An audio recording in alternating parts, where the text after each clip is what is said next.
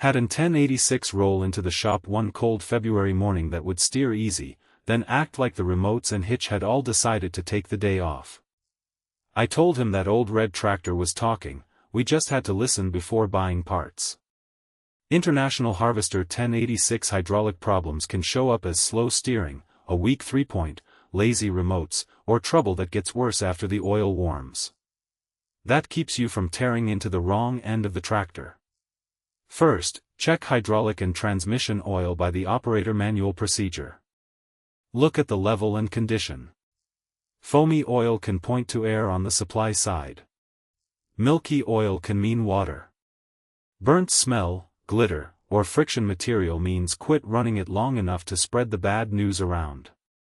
Next, inspect the hydraulic filter and its housing according to the manual. A restricted filter or supply problem can make several functions act hungry for oil, especially after the machine has worked a while.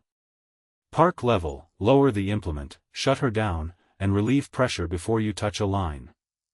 Never hunt a hydraulic leak with your hand. If only one remote is weak while steering and the hitch are normal, inspect that coupler, hose, valve linkage, cylinder, and the implement. A quick connect not seated all the way can waste an afternoon faster than a busted knuckle. If steering, hitch, and remotes all fade warm, do not pick a pressure number off the internet and turn adjustments. Use a proper gauge and the 1086 service manual. The correct test port, oil temperature, serial range, and circuit all matter. Here is my pro tip: write down which function quits first, cold, hot, or all the time. That little note is worth more than a dozen guesses when you open the manual.